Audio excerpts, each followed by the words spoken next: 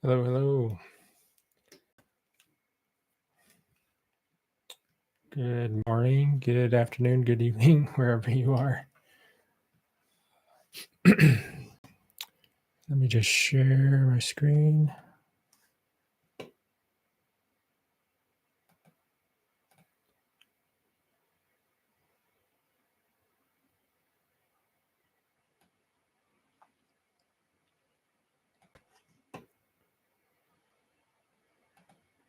All right, that make sure everything looks good there.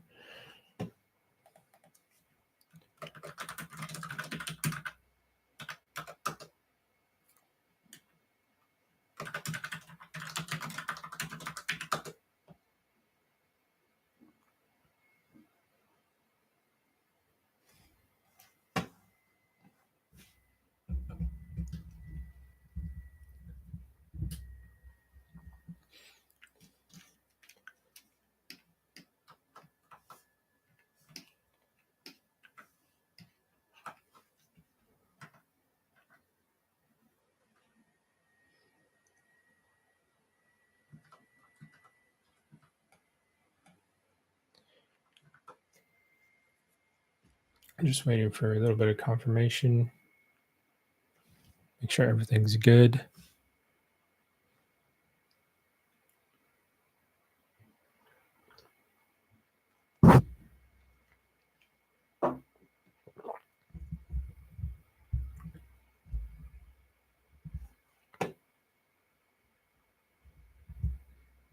Okay, well, while I wait for that, I'm just going to explain a little bit about what's going on today. So this is where we were with the Peru last time. So it's exactly where we left it off. I didn't do any adjustments or anything like that. I kind of want to see how much progress can actually be done, like in these streams, and if we can go through the entire process with this. Um, so this is where he was last time, but today, I was thinking about um, what I actually wanted to try to get done today. And I think I want to focus mostly on the head, just to get it out of this sort of. I was calling him like a Muppet last time. Onyx, what's up? How you doing? I was calling him like a Muppet last time because he looks kind of strange. So I want to get that just a little bit more refined so we can start to feel a little more of the like attitude and the way the croc should feel. Uh, so I'm gonna work on the head for I think most of the stream, and then we'll see if we can get to some of the limbs because I do want to get it out of this sort of primitive state. And I think if we work on the head and the limbs first, um, it'll it'll start coming out of that sooner. Um, that and the head and the limbs are the two most complicated areas. So if we get those out of the way, the rest of the body shouldn't be the problem. So let me just try to think.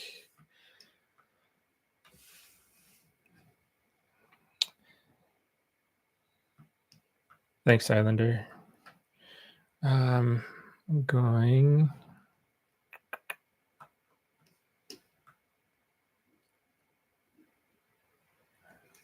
I added. I'll show you my ref sheet. So I added a bunch of other refs, focusing on the jaw muscles. So these are kind of cool. These are actually from a Cayman. Um, so I'm gonna be following this just a bit. I'm not gonna go through like every single muscle and obsess over every little attachment. Um, just like the overall shapes of things and make sure they're generally in the right place. Um, yeah, some of these are cool too. These color coded ones are really helpful. Does the model get normal mapped? Yeah, it will eventually. Uh, we're kind of we're a ways away from that. The model will go through the high poly, and then we'll do a low poly version of that. And then what happens is the high poly is used to bake out um, those maps. That's really oversimplified explanation of it, but yeah, we'll get the normal maps in. That'll be part of the texturing phase of everything. Okay, so let's actually get sculpting on this stuff. I'm gonna overlay the skull one more time just to make sure everything is looking like where it needs to be.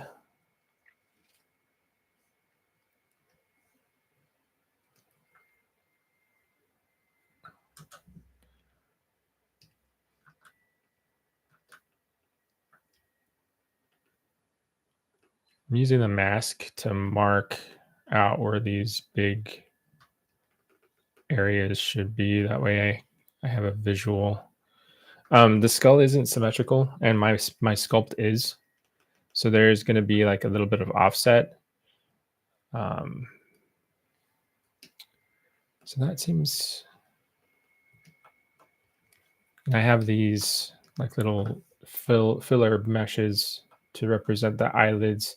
I'm going to take that off because I want us to just see the skull.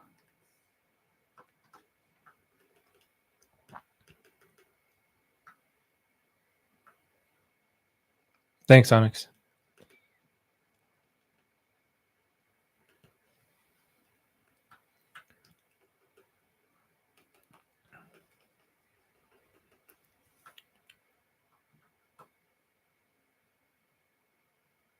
Okay, so that looks fine. All right. I'm going to put up some of the actual skull refs. I'll put them over here so you guys can see what I'm looking at. I want this one and I want this one.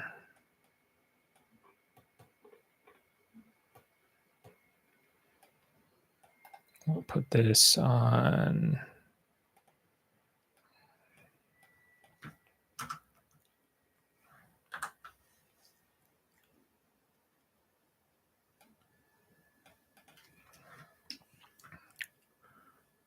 Then we'll have, where's my skull ref in here? There it is. Put this off to the side down here. My screen's going to be a little bit crowded, but that's okay.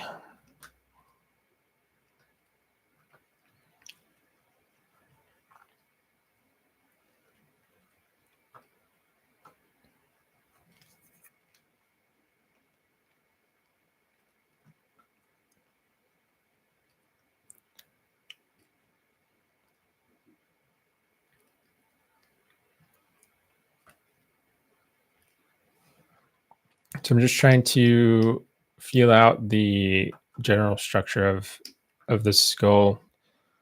I'm not going to get too bogged down in all of these little details yet. Some of them won't even be necessary because this is going to get covered in skin. So some of this stuff isn't even going to be showing in the end.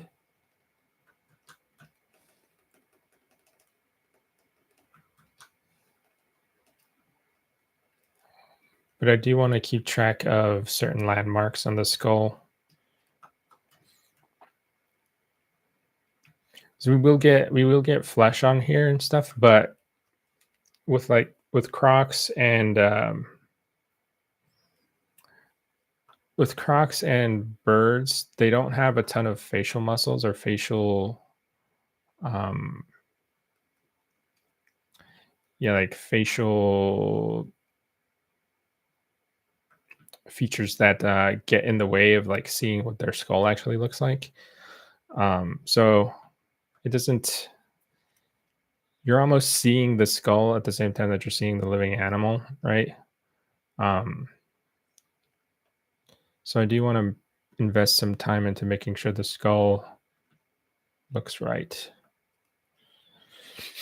The more accurate, the better. Yeah, I think that's a good way to think about it. I do like making things as accurate as I possibly can. Sometimes, um, like it depends.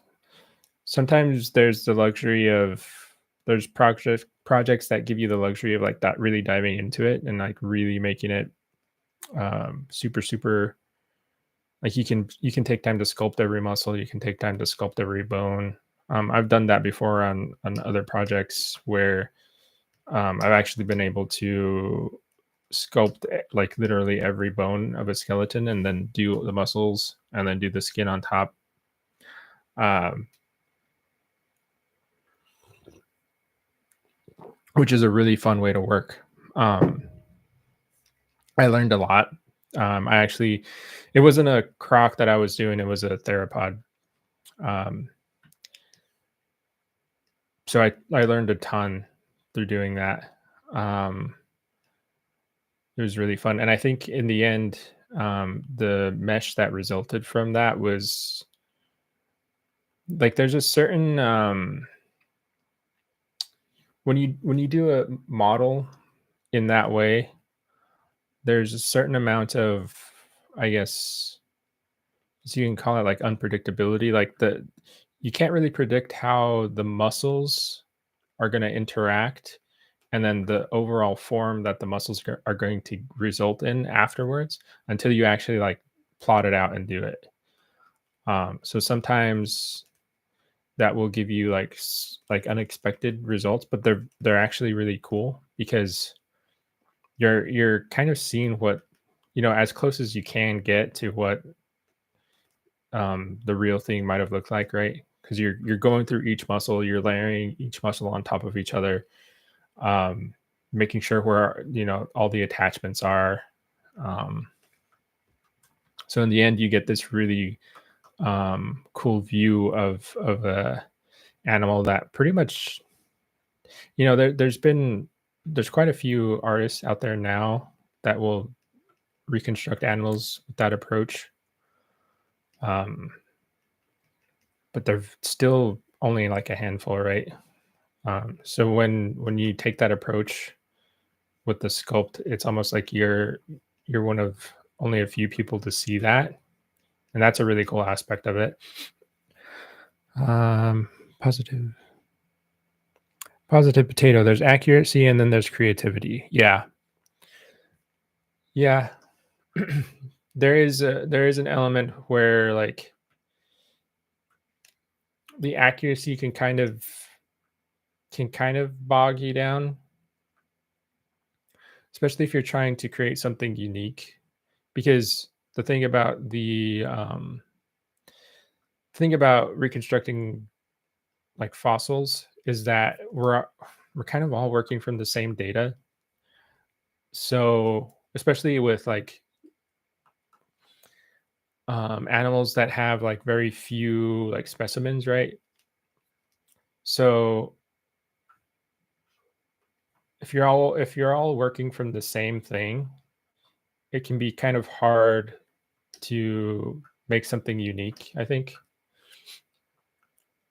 And that's where like the artistry sort of comes in, because you can kind of all be working from the same bones and like work up a model or whatever it may be, a model, a painting. um, but at the end of it, you're still trying to make something unique to, whether it's a game, whether it's a movie, whether it's just something for a museum.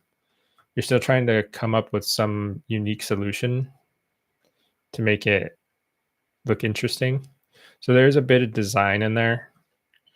Like how far do you push things? Like if you're reconstructing something with like a horn, how far, how big do you make the horn? How much keratin do you add on it? Is it like, what's the surface of that horn look like? Is it like perfect and um nice and shiny, or is it like really beat up and like uh has the animal like been through a lot of stuff, so it's like cracked, and maybe it's broken in piece in a place or like damaged somehow.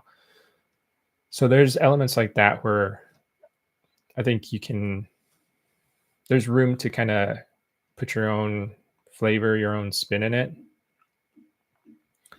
Um, let's see.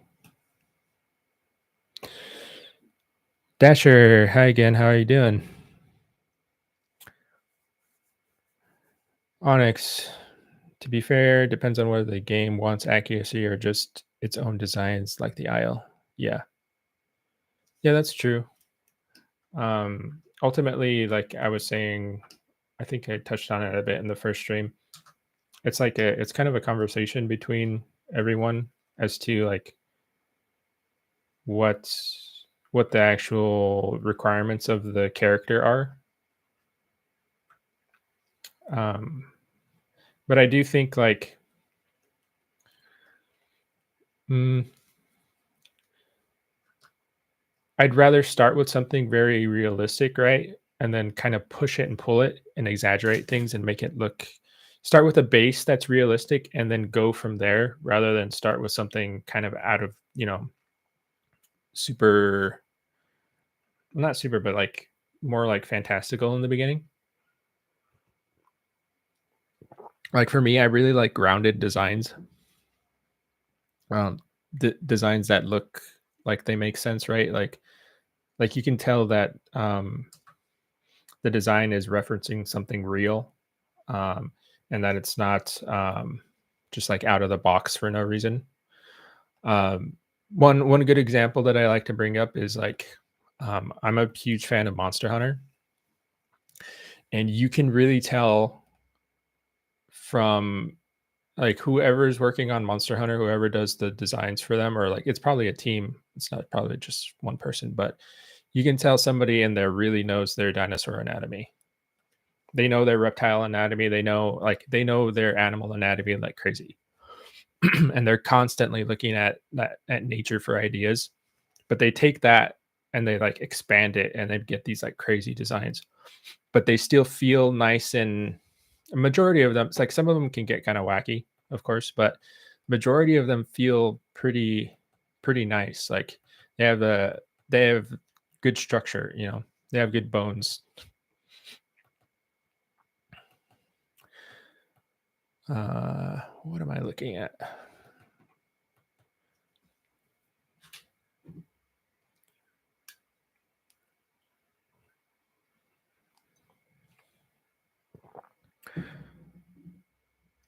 Potato. Sometimes creativity can make something feel more alive, just like slightly messier and more fluid animations in some cases. But whatever this ends up looking like, I'm sure it will look amazing. Thanks. Onyx, ZBrush or Blender, and why? Uh, Honestly, you can't really go wrong with either. I use ZBrush because I'm just more comfortable with it. Like I've been using ZBrush for a little over 10 years now. So I'm just super familiar with it, which is pretty much the only reason why I'm using it right now. Um, I've seen people using Blender and they get some great results with it. And I think I was talking about it before, but Blender can do a bunch of things that ZBrush can't just right out of the gate, right? Like in ZBrush, like I can't set up cameras in here. I can't set up lights. I mean, I think maybe now with the newer version of ZBrush, they added some sort of like render thing. I don't know. It's like an additional subscription fee, and I didn't I didn't bother with it. So I don't know exactly what it is, but it's something to do with rendering. Um, so maybe you can add like quote unquote cameras and lights in here now, but they're still not like real, they're not like objects that you can bring into the scene, I don't think. I have to look into it. But with Blender, you can actually do that. You can put your cameras in, set up your camera angle, set up your lighting, light the scene however you want.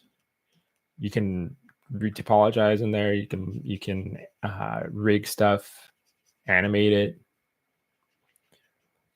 There's a lot of stuff that you can do in Blender that you can't really do in here.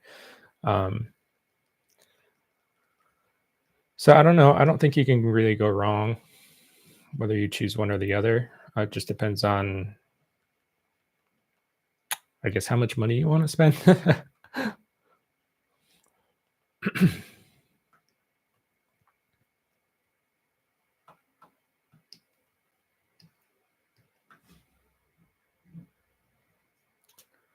Dasher, I've been doing good since last week. Oh, this week's been kind of crazy. It's like I've been pretty busy, which is a good thing. I never want to complain about, you know, getting work to do. But yeah, it's kind of gone by really fast. It's crazy that we're almost like halfway through October, and I feel like October is barely like started. I don't know where the month went, to be honest.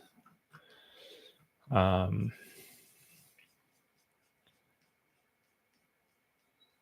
I'm trying to think of what things have happened this week.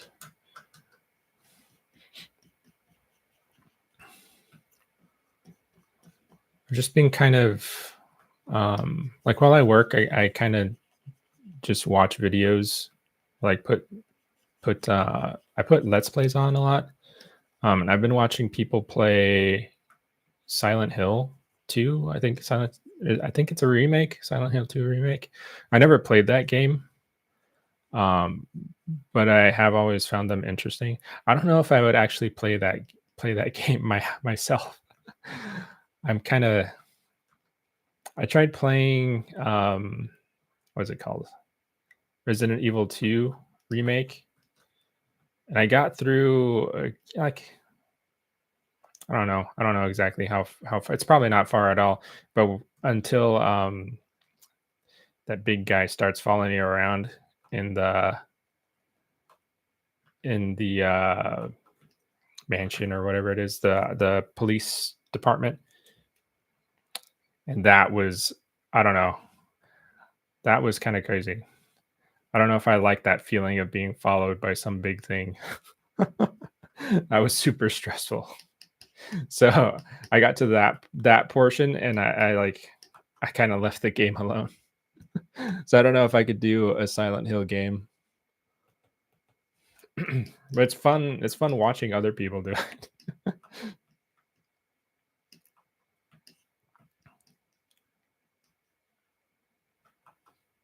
Okay.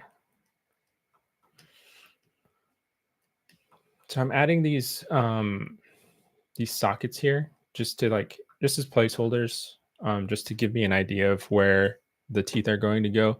The teeth are asymmetrical. Um, there's more teeth on one side than the other, and then they're not like super even. So I'm wondering if I actually want to follow that pattern, or if I think for now I'm just going to keep things really symmetrical, and then I'll look into if I'm going to break that in any way later. But at least I got these sockets in here. I think I'm going to use one of these teeth. I'm looking at this reference here. One of these bigger teeth, I think, as a kind of like a template. And I'm just going to make one tooth, and I'm going to duplicate it. Not duplicate it, but I'm going to insert it around the mouth. And we'll get some quick teeth that way. So I'm going to do that right now. Where do we go? I'm going to this. Polish 3D. Initialize.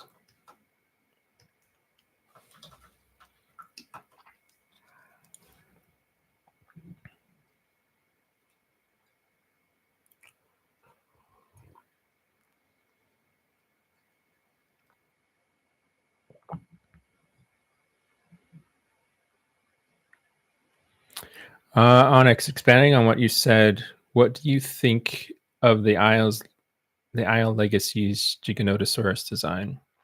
Because it uses IRL features in its design. The Isle's Giganotosaurus. What does that guy look like?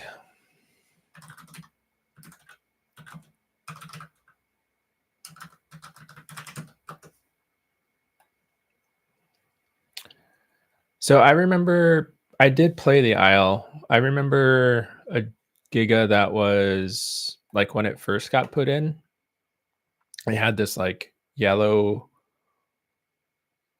yellow and like almost like a cheetah pattern, and it had blue on the crest. Is that the one you're talking about?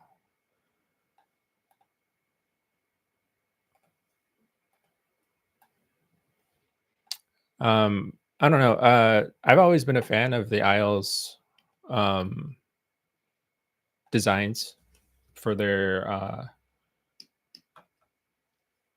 the game. I mean, I think their models are great.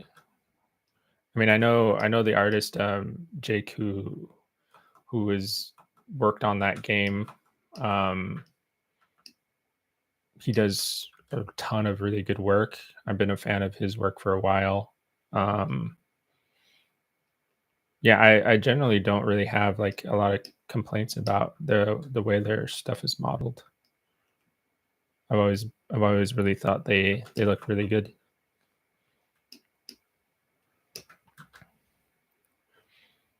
I'm not super familiar with what they're doing with the game now. Like it's it's been a long time since I played the Isle. Um, so I wouldn't be. I'm probably not the best person to ask.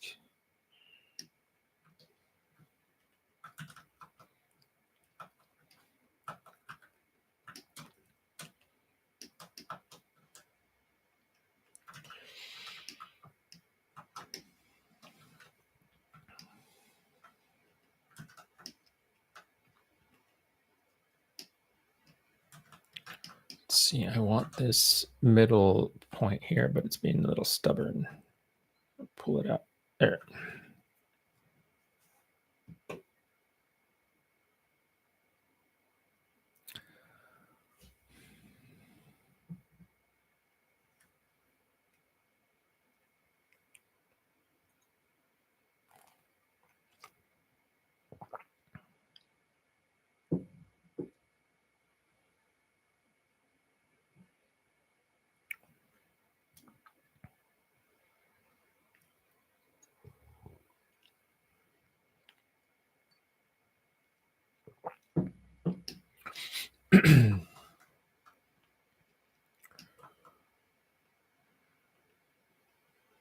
So I'm gonna make this tooth like really basic, really primitive. Um, I'm not gonna give it a ton of resolution. Maybe a couple more loops here.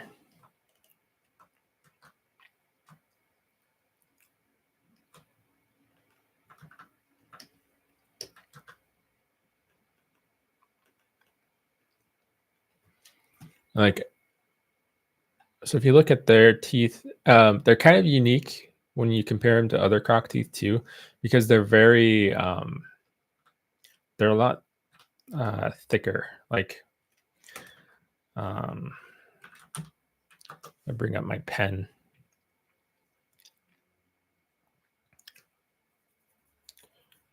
See if this actually works. There we go.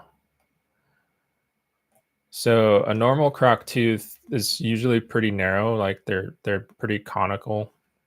They're just like little spikes like that. But if you look at these guys' teeth, they like they're a little bit rounder, like they come out like this. They're almost like bullet shaped, right? Like the tip of a bullet, like this. And I think in at least what I know about the Puru is that that's kind of an adaptation for crushing. So I want to make sure that I'm getting that shape into this mesh.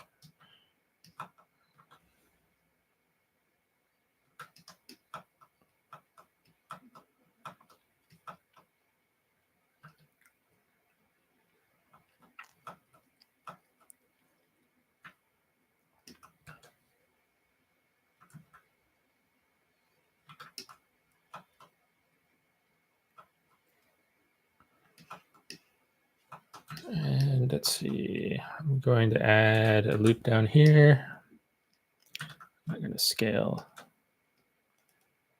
I think I'm going to get rid of these polys. It's tough to say. Like sometimes I'll make a tooth mesh, and these meshes will actually be what goes into the final. So I'm trying to think a little bit ahead of time, and like the low res version, I mean, I'm trying to think a little bit ahead and see if I actually want to optimize this mesh right off the gate, so that way I can use it later, or if I will just do something else later with the teeth. But this seems like it'll work okay.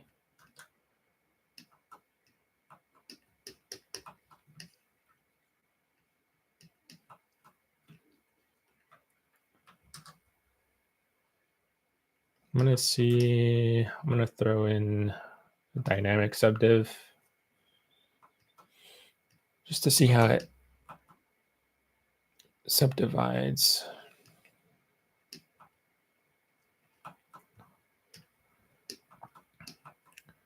It's a little bit blocky. I'm going to expand this edge a little bit.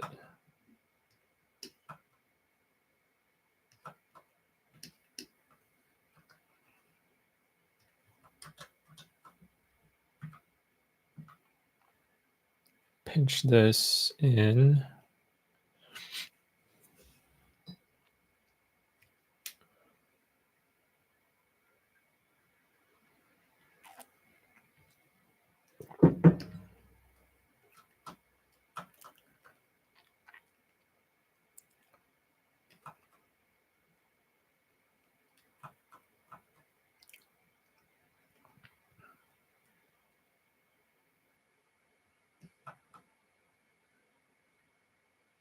I should actually turn on, what is it? Y? Not Y. Z symmetry. There we go. So I can work in all these axes at the same time.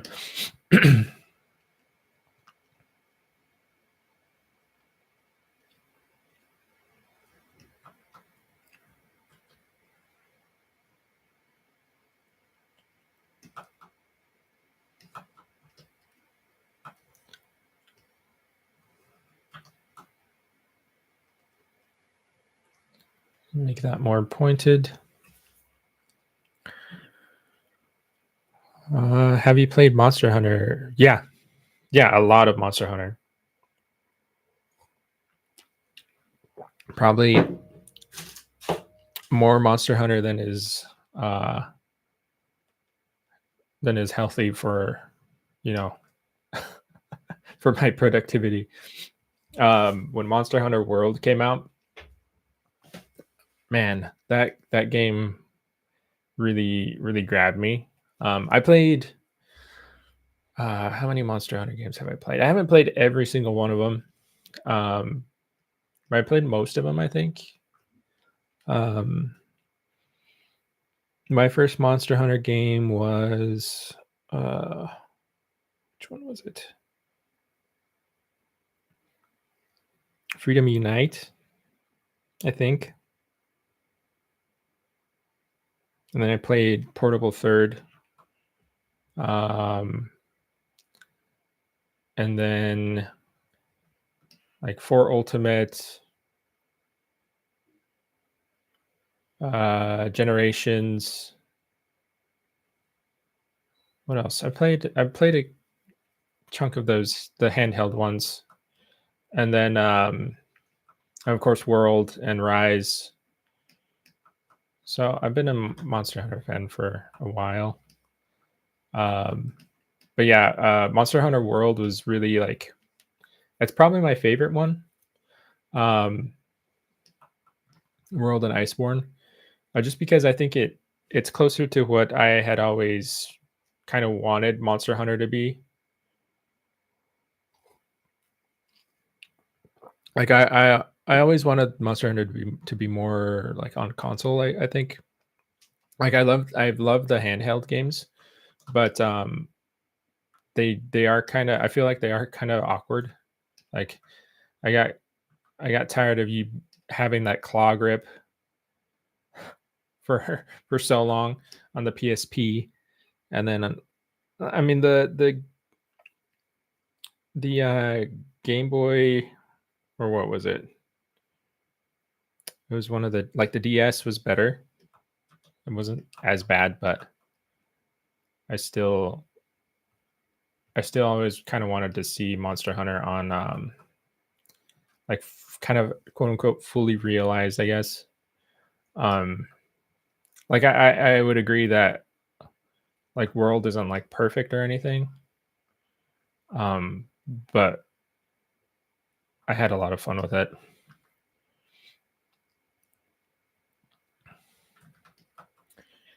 Um it had some of my favorite monsters in it too. Like I think my favorite monster is probably Glavenus. He's definitely, that's one of the reasons why I really liked Generations. Um, all of those flagships and Generations, the four flagships are really cool, I thought. But Glavenus is really the one that caught my attention. Um, so I was glad to see him in Iceborne.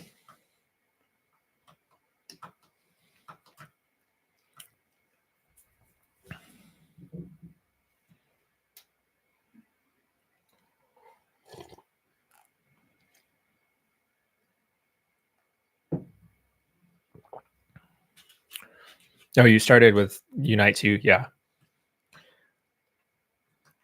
Uh, yeah, World was just I mean, it looks so cool. Like the world look feels really alive. Like it has all the little creatures in there that you can watch, and like you can capture them, and then you can take them to your room and stuff and have them as little pets. That was a really cool idea. I hope Wilds has the similar thing going on. I was kind of disappointed that Rise didn't have like an endemic life sort of collection thing. Um and yeah, that what was going on? I mean, I think base world is a little bit easy. Like I didn't feel super challenged with world until I started getting into the higher, like, until I got it started getting into the stuff after Xeno'jiva. Um like when you start getting into the tempered elder dragons and Devil Joe, Behemoth was crazy. I really liked that fight, but that fight was so hard.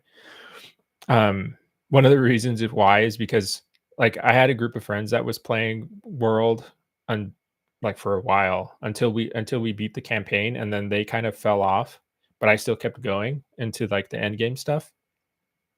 So when um Behemoth came out, they weren't really playing.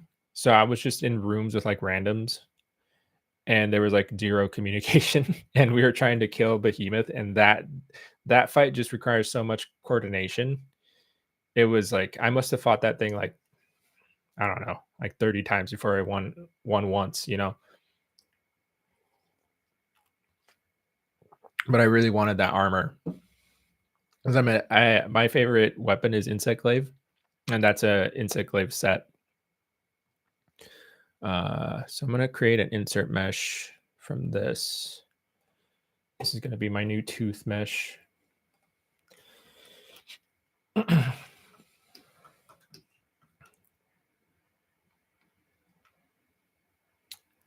Gonna hide the lower jaw. I'm just gonna hide everything, honestly, because it's getting in my way.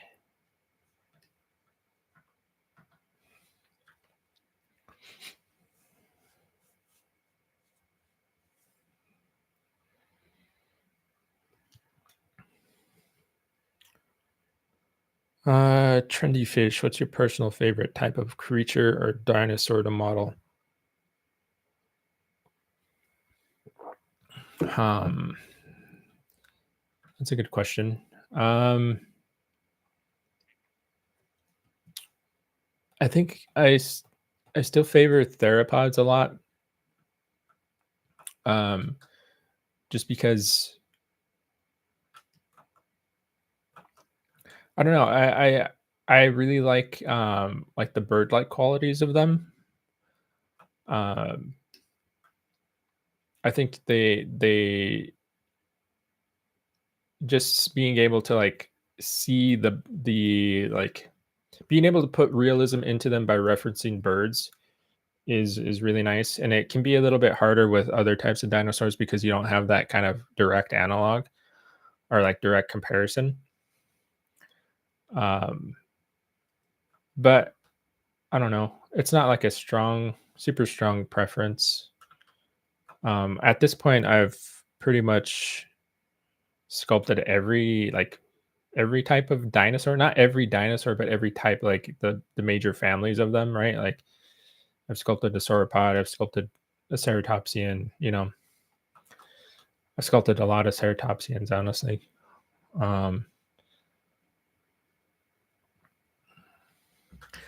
maybe one family of dinos that I haven't really touched on too much yet is like therizinosaurs. I haven't done a lot of those.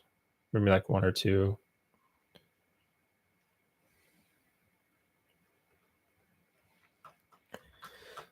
Just popping these teeth in.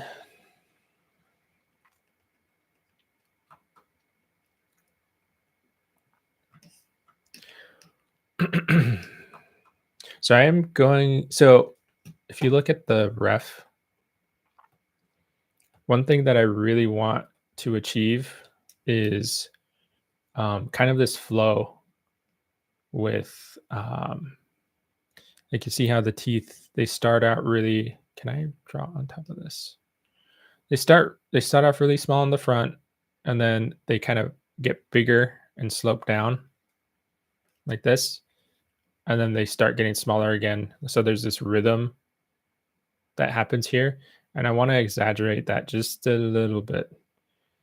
So these teeth, especially, and especially on the lower jaw, like I like how um, these two teeth kind of make this dip. Um, I think it's going to be really cool if I have those teeth coming up from the bottom, and they're just a little bit big. Not too much, maybe like I don't know, 10-20% bigger. Um, that's what I'm looking at right there.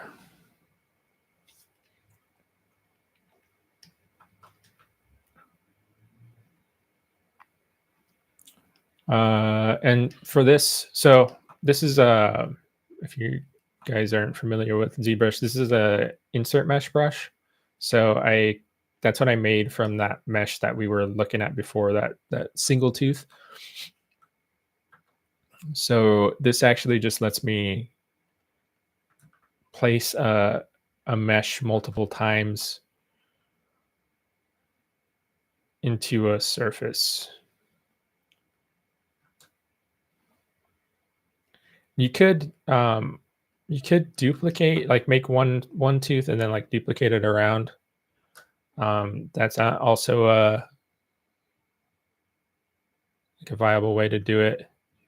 Um, the only reason why I opted for the insert mesh over like the duplication method is just because um, when you create an insert mesh,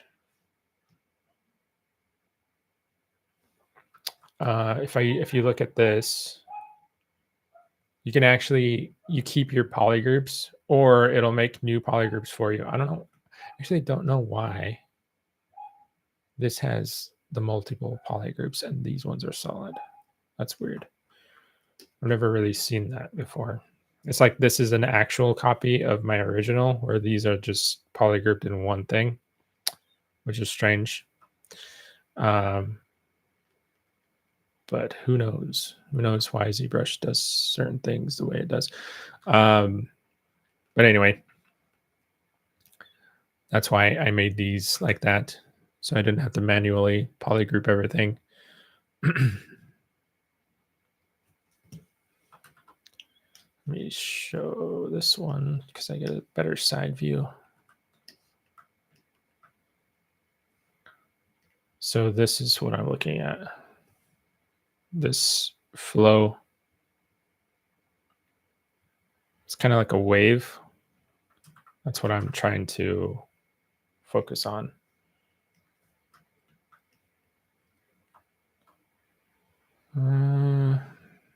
It's interesting because I'm not really matching that yet. I'll just get these all in and then I'll screw around with the orientation.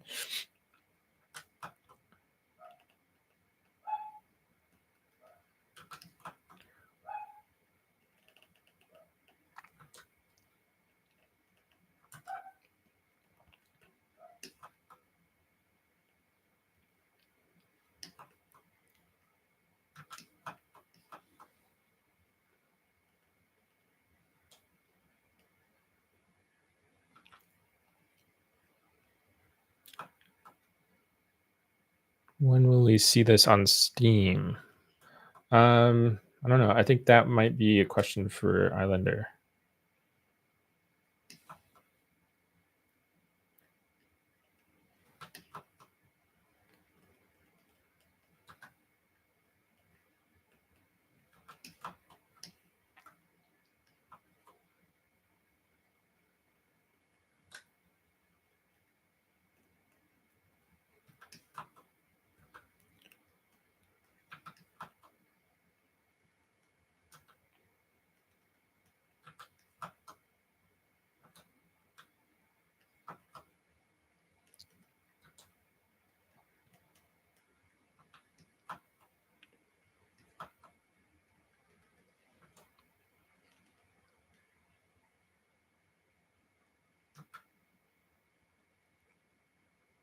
Okay, so this is the last one.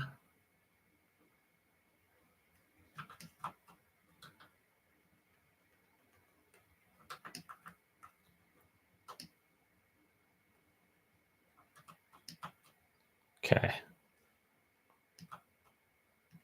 Very spiky.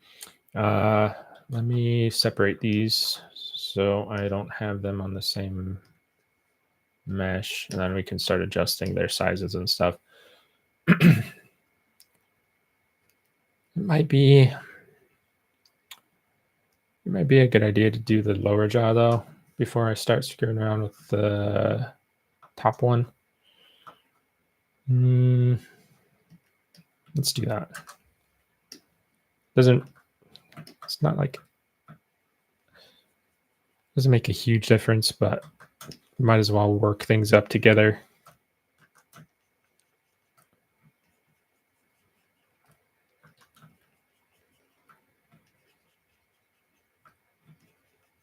And this mesh is way low res.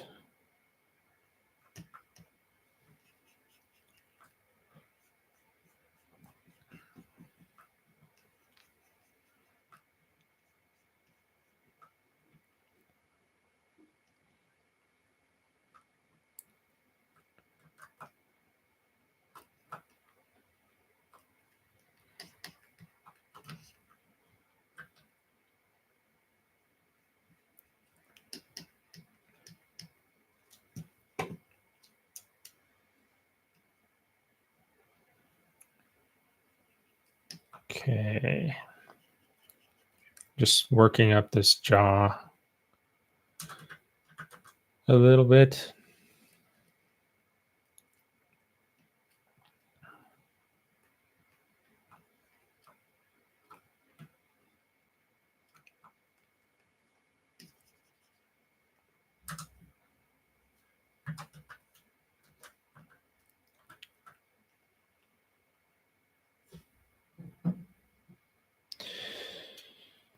Do you do any other work at other times?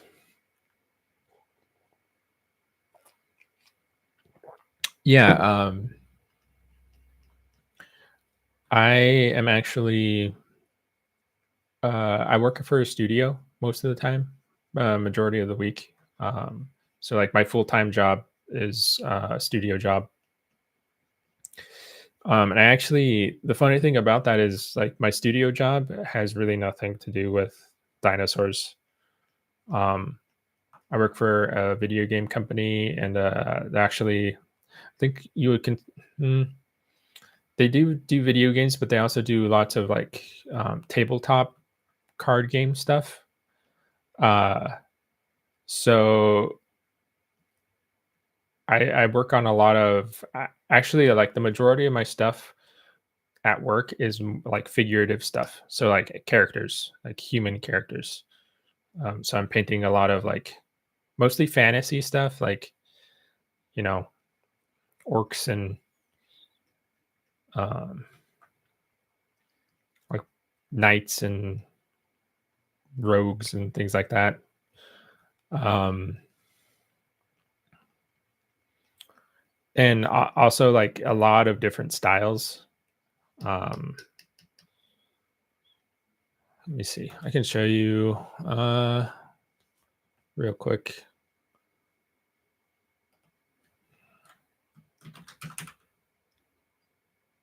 Click.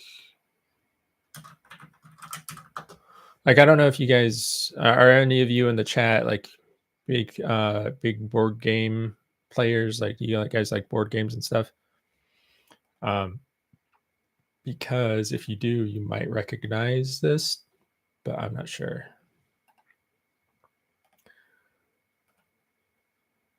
Let me actually go to my Kara.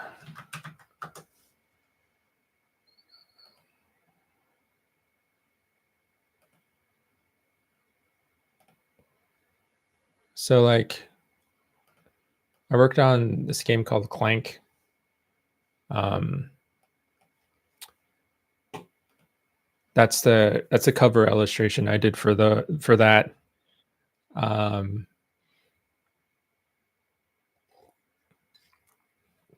and then I worked on another game called Dune Imperium Uprising.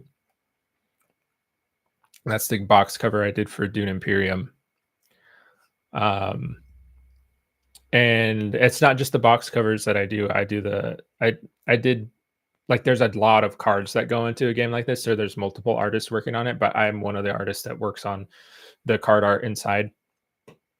So like these you see these down here. Some of those are mine. Like this one here, this one here. Um, what was hard about Dune Imperium is that like I had to match likenesses to the actors, right? Because they're actually the characters from the film, um, and those likenesses needed to be approved by the actor. So if if the likeness didn't wasn't good enough, they would kick it back, and we would have to redo it. So that was a pretty big challenge. Um, so yeah, that's what the majority of my time is spent on during the week. So all of the dinosaur stuff, if you followed my work or if you are familiar, all of that dinosaur stuff that I do is usually like side stuff. I do that on weekends. I do that after hours. Um,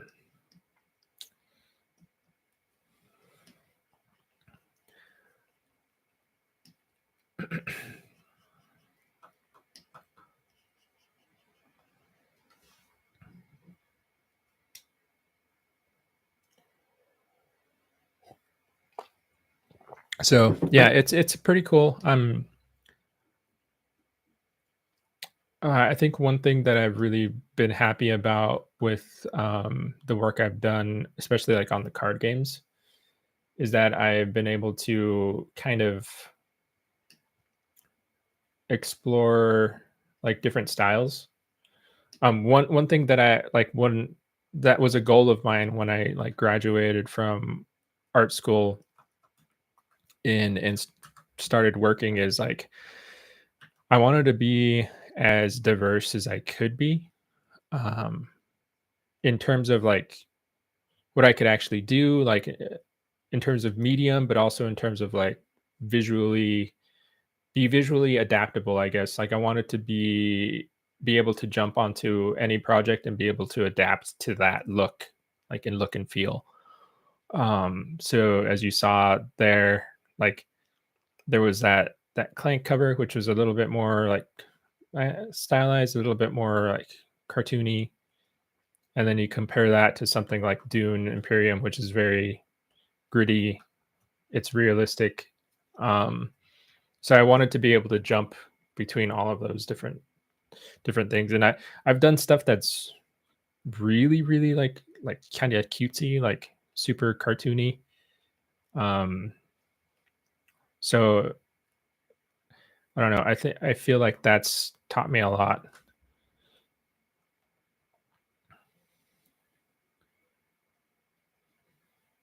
It's at the very least been able like I've been able to kind of um like analyze things and like break them apart into their like different aspects. So that way I could learn how to like adapt to the style, I guess, which is kind of an interesting like and learning how to work in a new style is a pretty challenging but still really engaging process.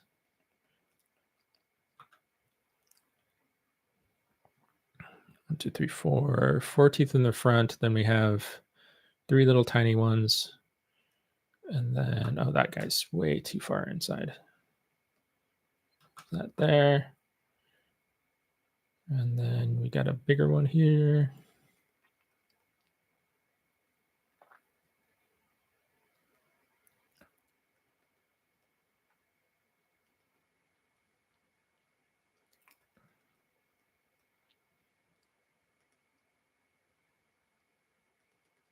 And then a lot of little tiny teeth here.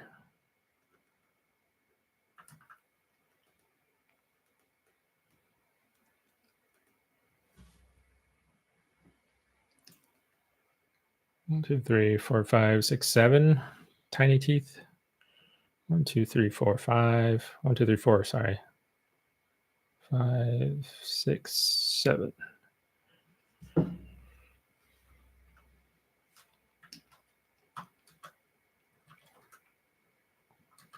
Okay.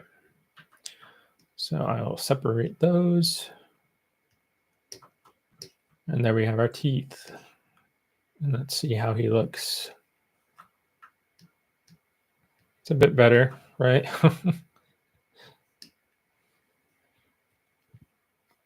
Or maybe it makes it worse. It's like if a Muppet had like terrifying teeth.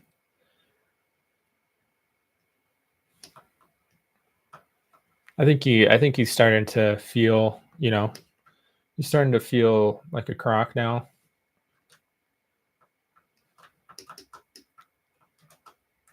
It's exciting when it starts to kind of resemble what you want it to resemble. There's always that phase um, during a model where it's like it's kind of scary actually because it's like I don't know if this is going to work out. It kind of goes through that sort of the ugly duckling phase. Um, you just kind of have to push through it. I'm going to look at my muscle references just so I know I'm placing stuff correctly.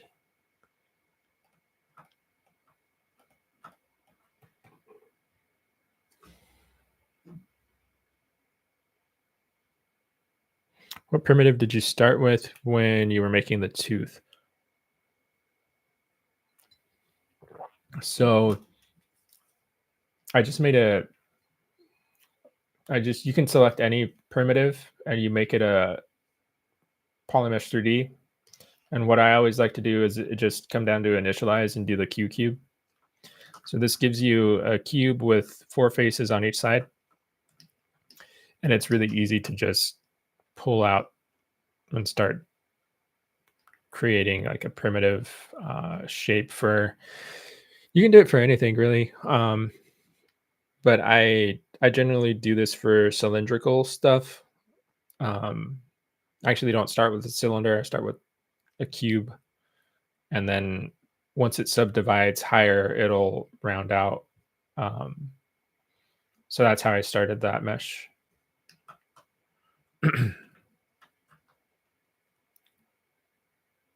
Mewing alligator.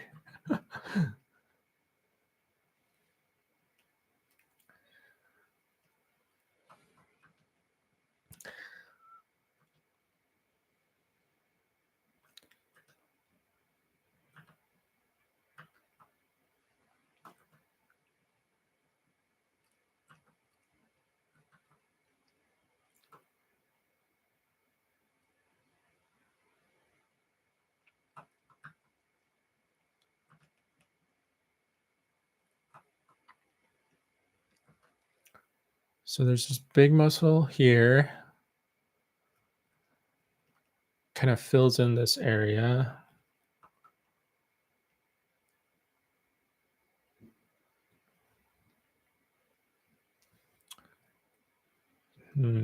Part of the reason so I'm missing a detail here that would help me. Let me get rid of all these teeth. It's this in the upper palate, these openings in the skull here. And then there's one here.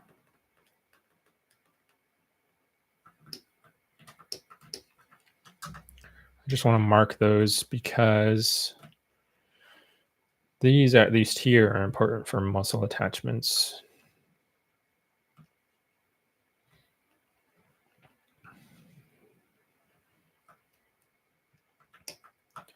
So now if I turn on my muscles, I can make sure that, I think it's this guy. Turn on that. I'm going to start grouping things together.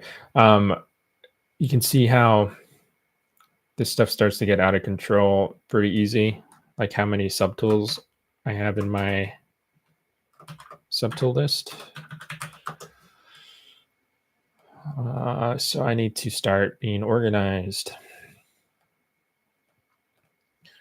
or else I'm going to go crazy.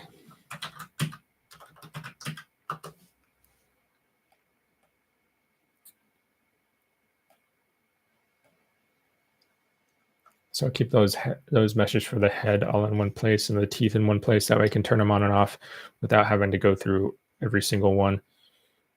This is what I'm looking at here.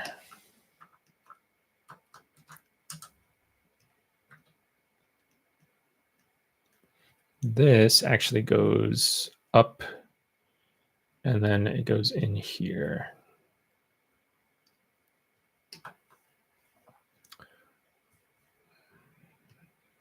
What the heck is going on?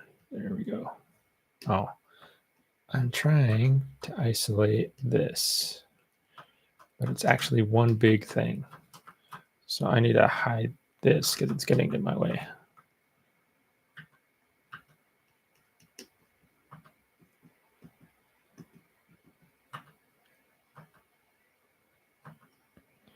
Eva Draconis. Touch Peter Fork. I love seeing the dev make. Thank you. Thanks.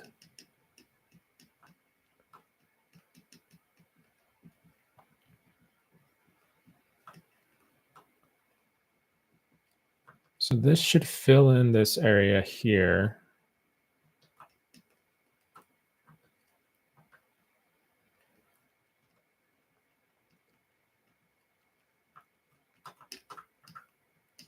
Then we'll dynamesh that just to make it a little bit more high res.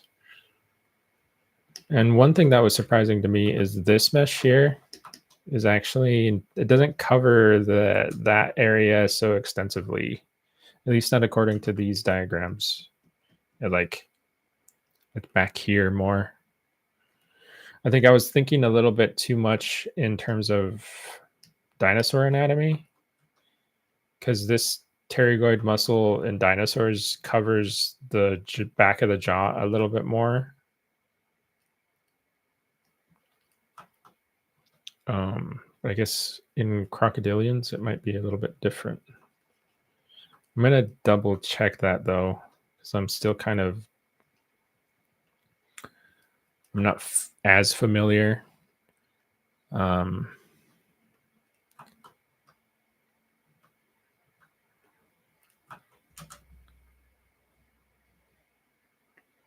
so I'm kind of like, one of the things with sculpts like this, especially with animals that I've never sculpted before, is there's always that sort of learning curve, right? Like there's just things about the animals that I haven't come across yet, or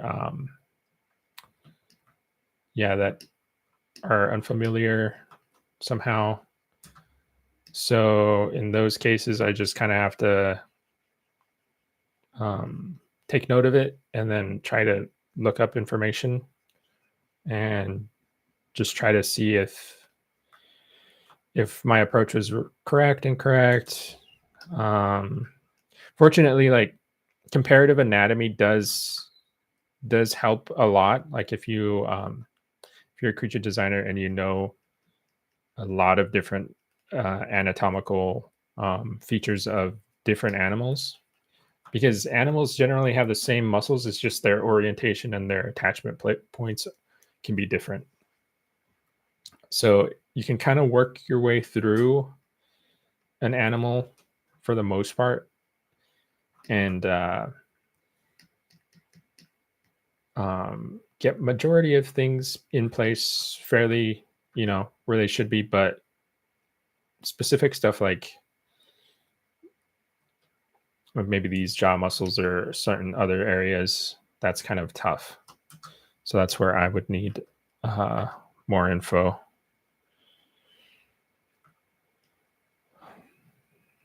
I think I'm gonna adapt this into the tongue. Just use this part of the mesh as the tongue, and then later on when we merge it, it'll already be in place.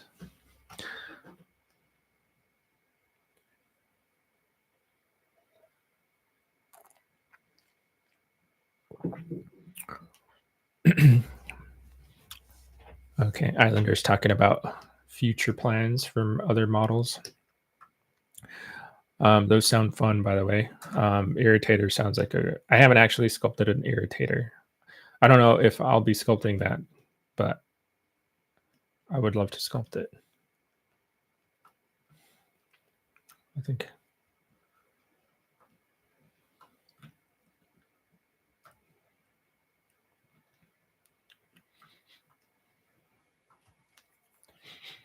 What about dinosaurs?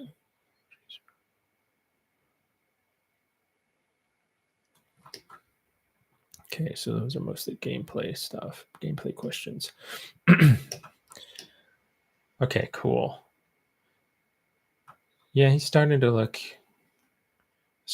like an actual croc, which is good.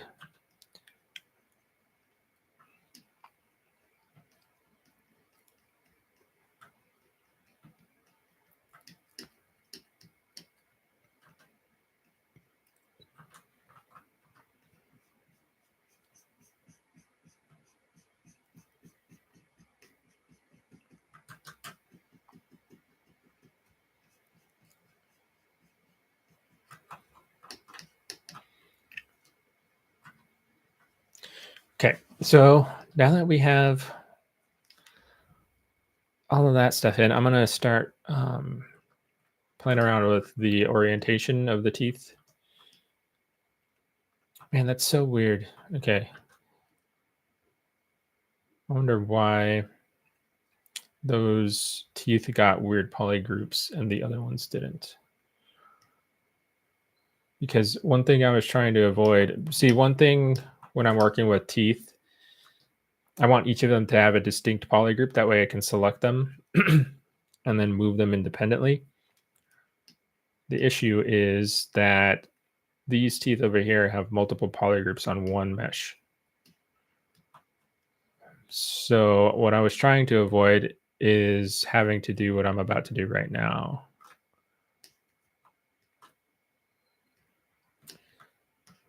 But we're going to do it anyway. Where the heck here we go. So I'm just going to auto group it. It gives me individual polygroups per mesh. And then I'm going to place them and then mirror them over to the other side.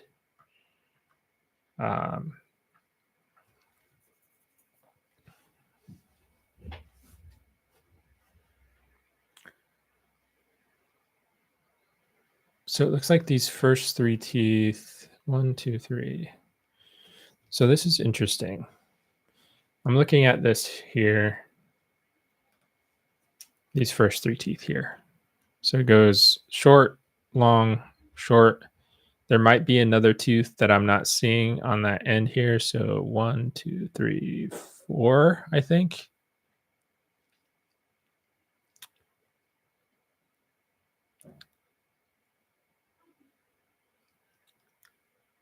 This would be, okay, so this is the premaxilla. And I'm seeing 4 to 5 teeth in the premaxilla. So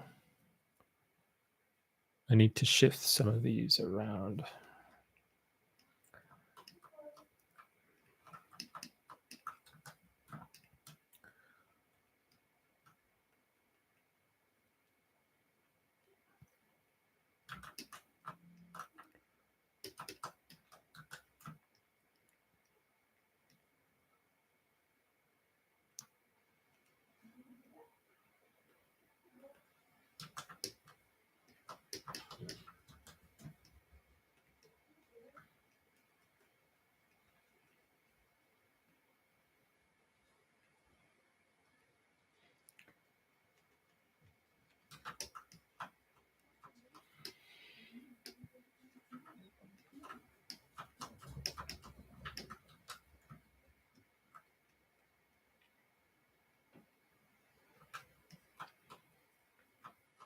Actually, so this is going to make things a lot easier if I move things with masking.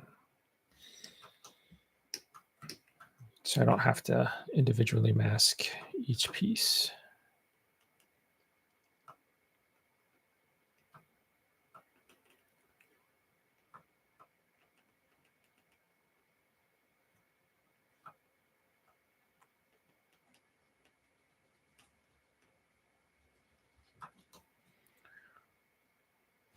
The thing that's weird is that the reconstruction here doesn't seem to follow what I'm seeing in the actual skull photos, unless maybe the photo is flipped and I'm seeing the wrong side, which could be the case. So I'm trying to decide whether I like the photo, like the way the photo flows with the teeth, or if I like the reconstruction.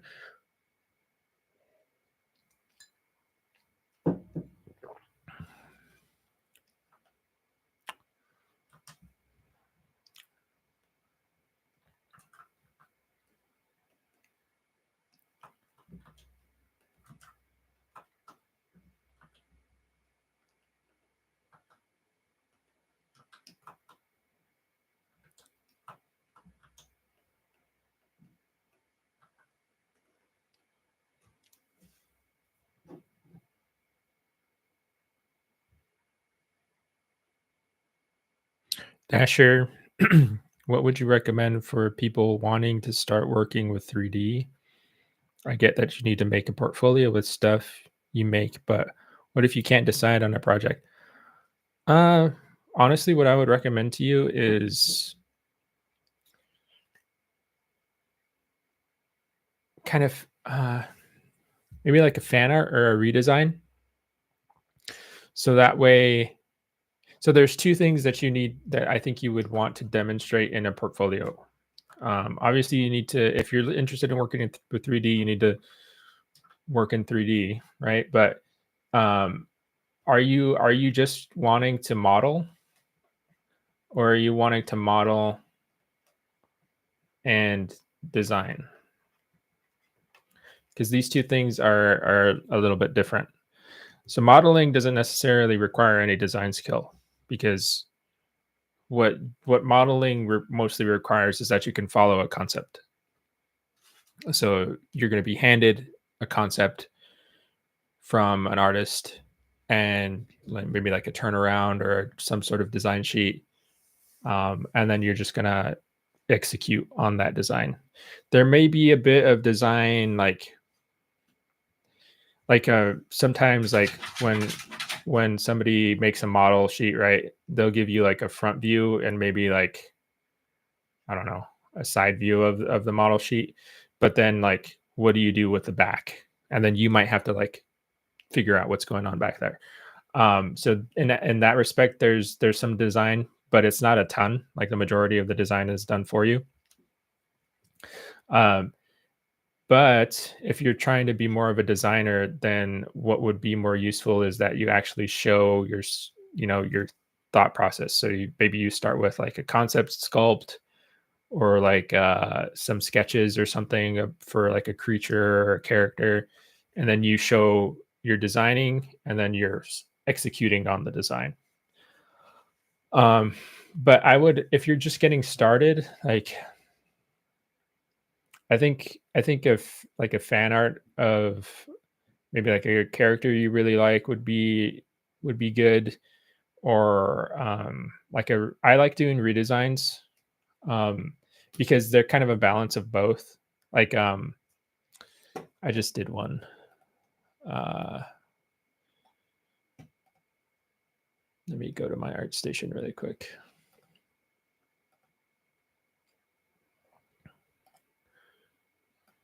Like this sort of thing. This is a character from Primal Rage, that a game that I really liked. So like taking like I something that's kind of already designed, but that's like kind of vague enough to elaborate on. So lots of like old school games have that sort of quality. So like maybe like if you played a game a while ago, like, I don't know, like an old Final Fantasy game or something, and there was like a creature in there that you really liked, but it's like a sprite, but you wanted to try to think about it, what it would look like in a modern game. That's a good opportunity, because you have the design, but you can kind of extrapolate things. Um, so you're getting kind of both, right? You're demonstrating your ability to kind of work from an existing design, but you're also demonstrating that you can come up with your own ideas. Does that make sense? But both, yeah, both would be good to have, if you can. But you might want to. Um, it'd be up to you to, what you want to start with. Um,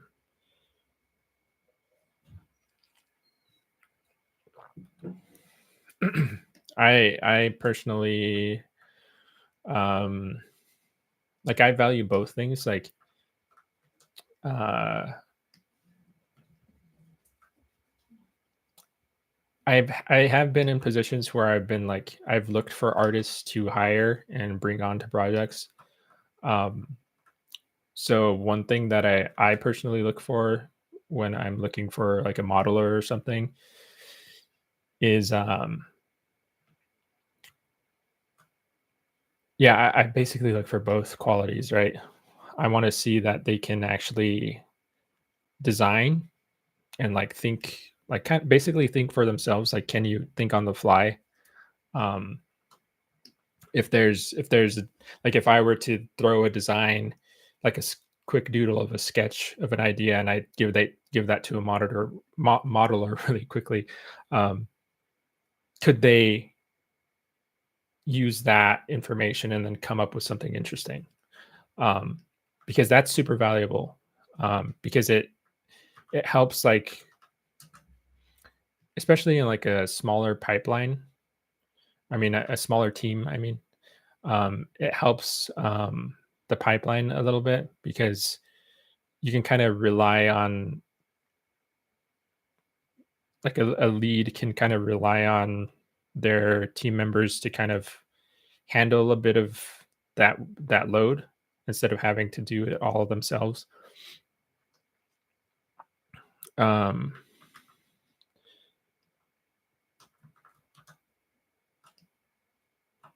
but yeah, it's like a gradual thing. Like, I wouldn't expect somebody to, especially if they're starting out, I wouldn't expect somebody to have that all explained out in their portfolio right away. You'd have to spend time to get those pieces, those portfolio pieces out there, kind of demonstrating that stuff.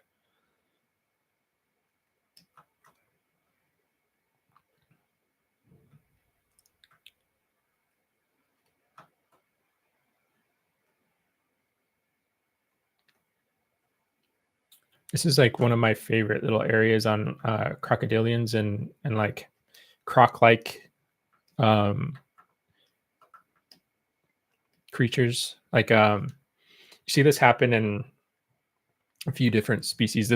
It's not as pronounced in Peru, but there's usually this little like notch here where the teeth, like these teeth, will be pointed kind of backwards like this, and then these teeth will come forward.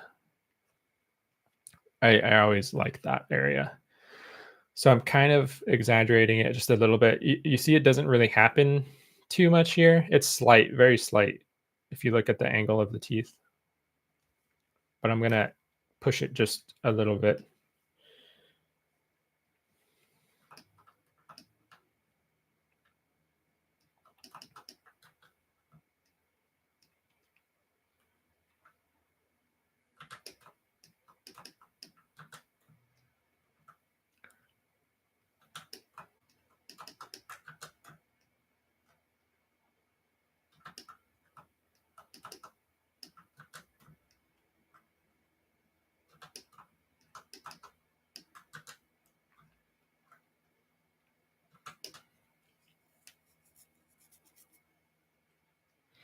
Wait, is this from the Fighting Dinosaur game? Yeah, that was from the Fighting Dino game.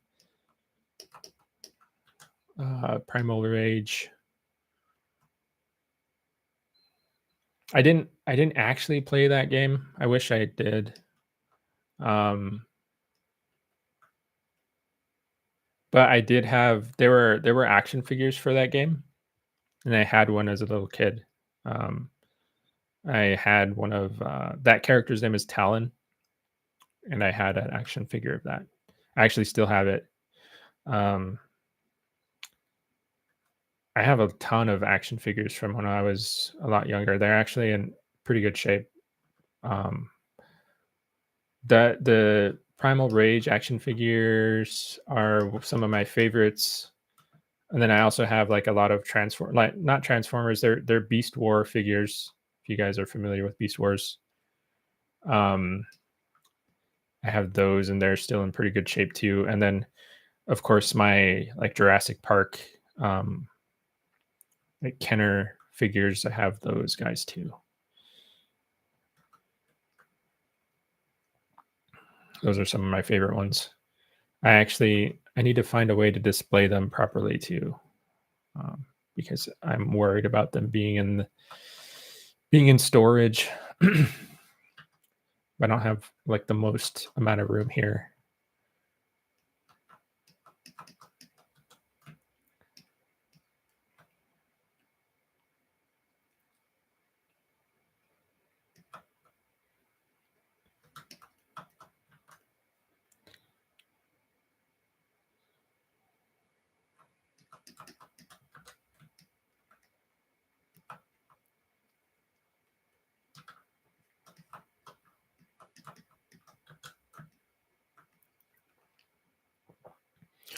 Let's see. 1, 2, 3. 1, 2, 3. 1, 2, 3. Sorry, guys. This is my like very slow like way of going through teeth. It's just counting and then moving things around, and I get lost sometimes. I should mark them somehow. Um, Sometimes I do actually do that. Like I number the teeth and then uh, like check them off, the ones that I've already adjusted and the ones that I need to adjust still. I'm trying to like mentally keep track of these ones here. And it's taking much of my concentration.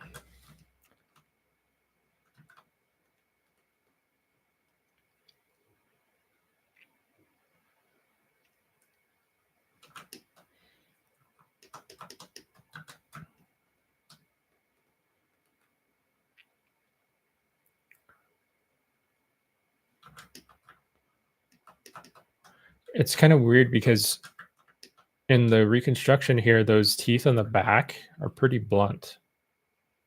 And I'm wondering if that's an actual feature of Peru or if those teeth were like damaged or eroded. Um, so that might be another thing that I need to look in on. Make sure I'm not like making every tooth pointy when it maybe shouldn't be. Um, but for now, I'm just going to keep them sharp.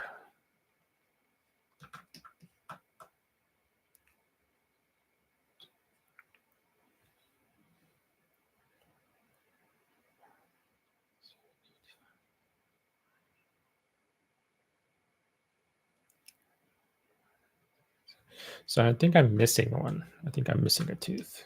There should be 8 here, and I only have 7.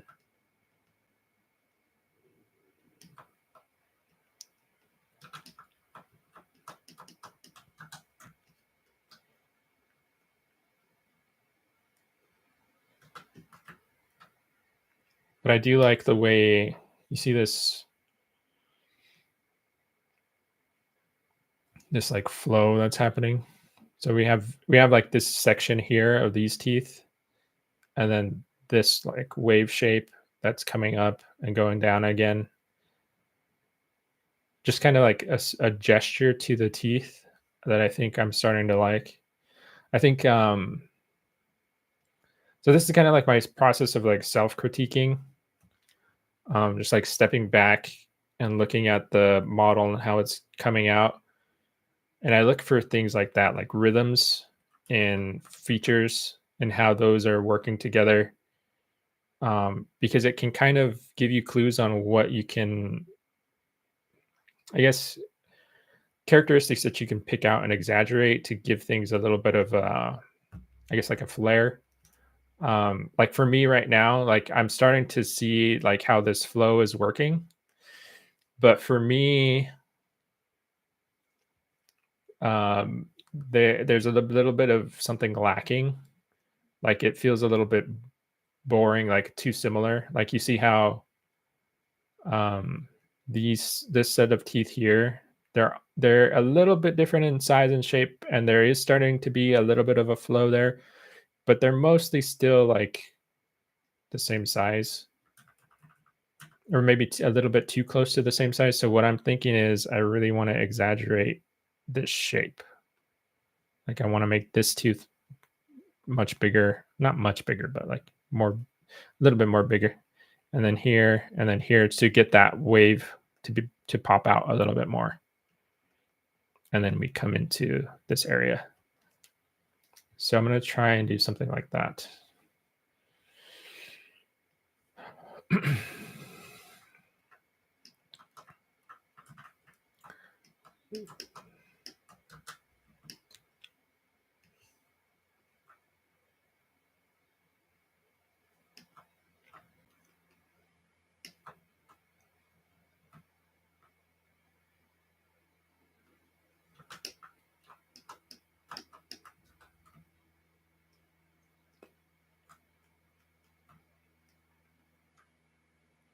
It doesn't need to be like crazy.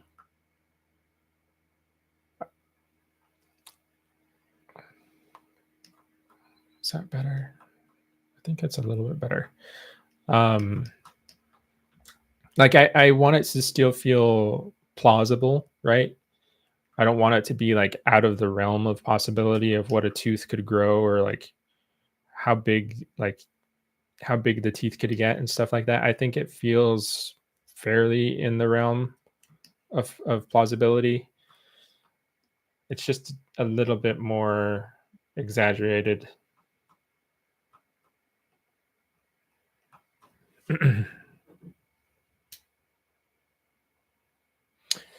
Eva, I love that notch on Spinosaurus mouth too. Yeah. Um, Spinosaurus have a really cool looking mouth. Dilophosaurus has one too. That's really cool. Let's see. 1, 2, 3, 4, 5. 1, 2, 3, 4, 5, 6.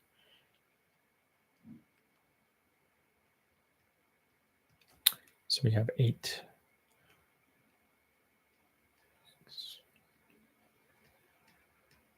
So I need one here.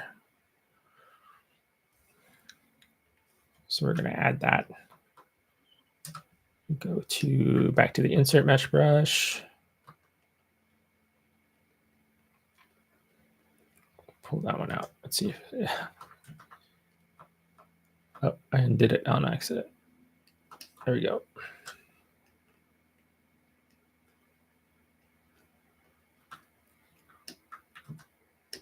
And I'm just going to polygroup that.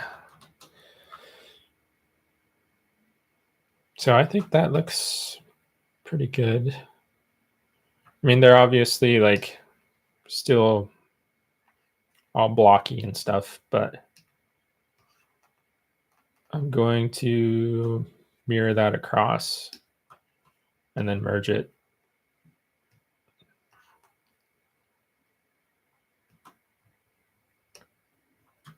Yep. Make sure symmetry's on. And for now, I'm just going to give it a dynamic subdiv just so they don't look so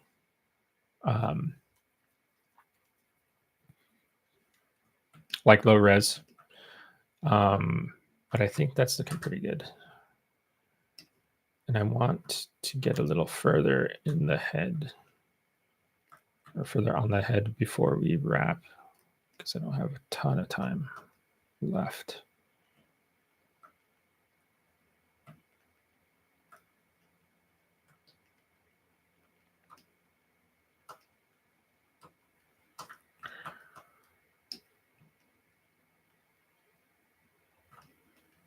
So this nose area is going to be pretty interesting. Let's try it. Let's try filling that in now.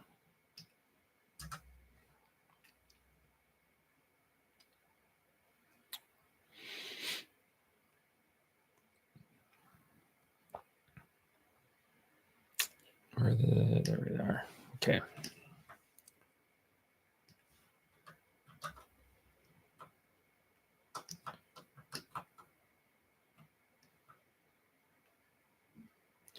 So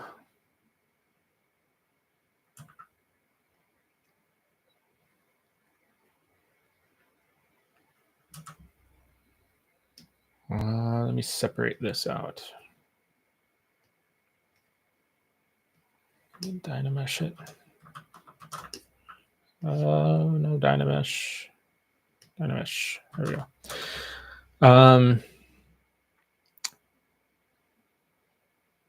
So this is actually, I think, an area where there's like a bit of sexual dimorphism in crocs. I believe males have like a bigger, like, you can see it in Jarials or Gavials, however you want to call them. This like area where the nostrils are is like a bigger like bulb.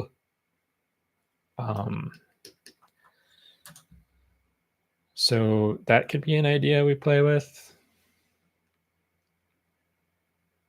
It will have like a little mound here though, either way, where the nostrils are.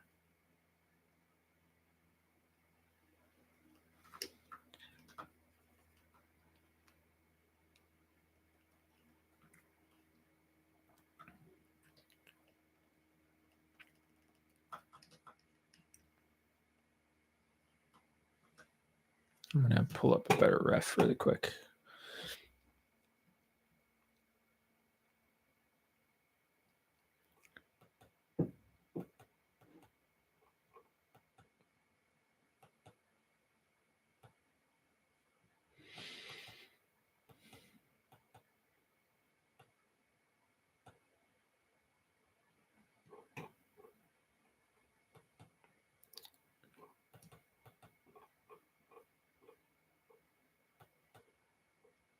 So I'm looking at this right here, this area. Put that to the side really quick.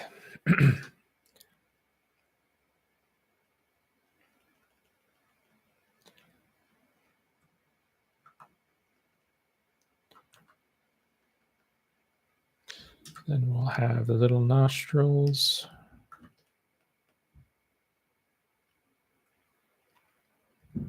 Oh, wrong way.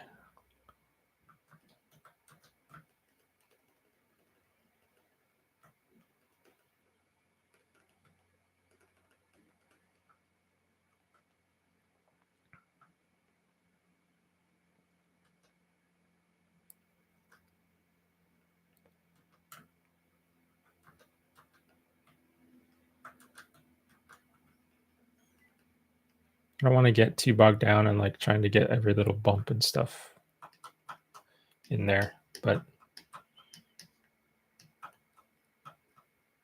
something like that. Just want to get a better picture of what this guy's going to be.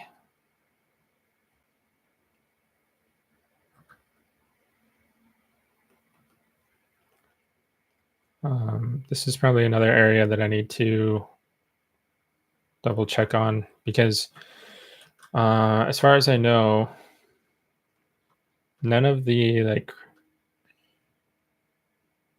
crocodilians that I've ever seen have this sort of big negative space here, like the open area there. So I'm kind of interested to see how that could have been filled in. So I may have to do a bit of digging to figure that out, but I would imagine it would be something like this.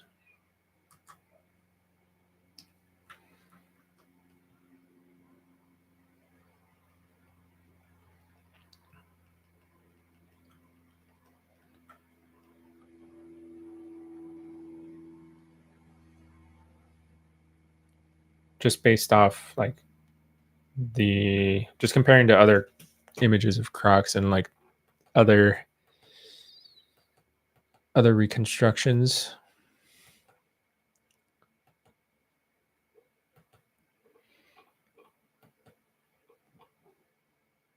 Hmm.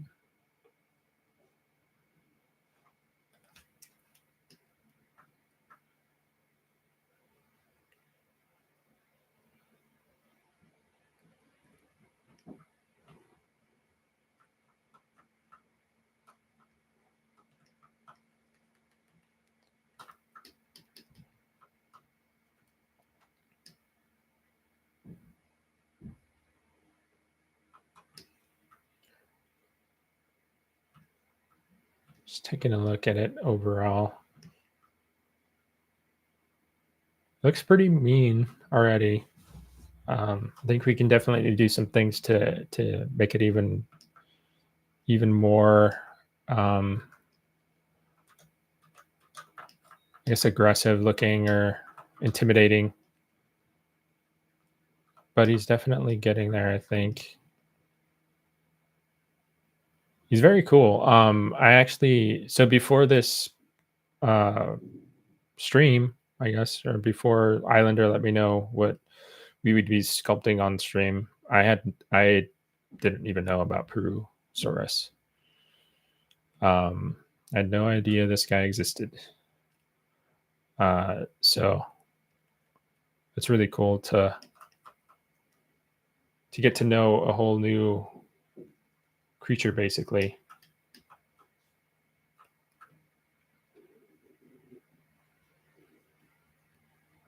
And he's actually, I don't know. I've sculpted a Sarco, right?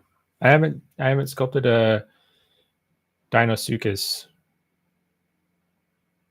Um, but those are the big, the big crocs, I suppose. But of those guys, I don't know. I think Peru might be my favorite so far. Just based on the skull shape alone, he looks really cool.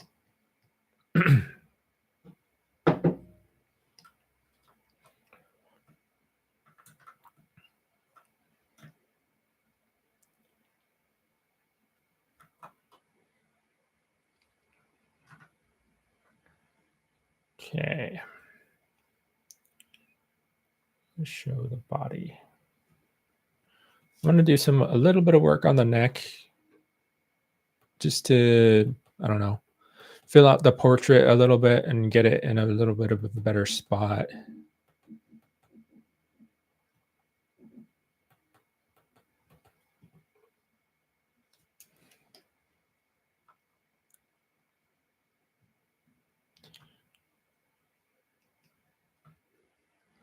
I'm not exactly sure where the scutes are going to go. I'm not the scutes, the osteoderms, I mean, on the back here.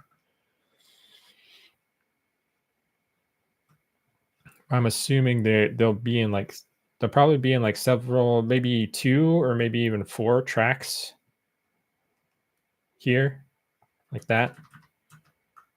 But we'll see when we get to it.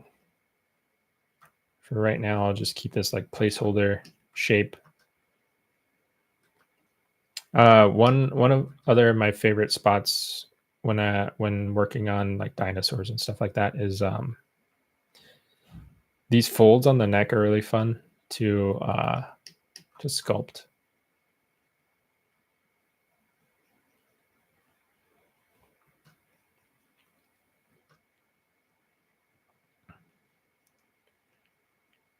They just kind of, I don't know. They added a lot of that feeling of like realism, I think, because it's like a lot of that um feeling of movement, I guess, and like weight,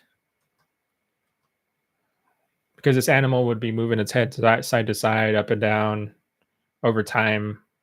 All of that motion would leave creases on the skin, right? And then in addition to that, the skin itself has weight. And there's all the, there's like fat deposits and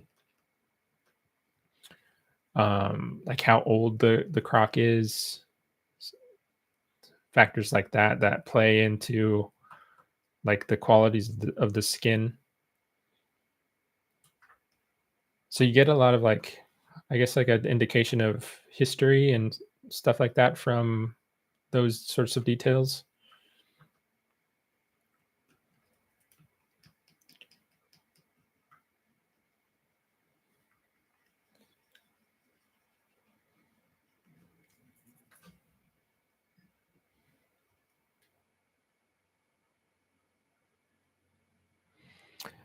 Okay, yeah, hi. Good to see you. Looks amazing so far. Thank you. Miss anything interesting? I don't know. Uh, just me sculpting up the face. I was just trying to work on the face overall, but mostly we've been working on the teeth. I just kind of finished the teeth, not finished, but I got them in place generally, and now I'm just doing a little bit of extra stuff over here on the neck. Um, I have a big love for this kind of thing, although I'm awful at it. But I can think that the smaller details are the best to add when it comes to sculpting the whole creature. Yeah, I mean they add a lot of like richness to the sculpt, just like visually. They're not like, for me personally, they're not like my absolute favorite thing. I like that they add polish to the sculpt, right? Like I like that they contribute to having the sculpt look more realistic, more finished, all that stuff. Um, But for me, I personally enjoy like the block-in phase more, like this sort of phase, because it's where most of the like most dramatic changes happen. Um, you see a lot of development in the mesh very early on, like lots of big changes happen. Later on, when we get to the details, you'll see that kind of slow down. Like everything will kind of settle into its place, and then just on top of that's what's going to change, right? Um,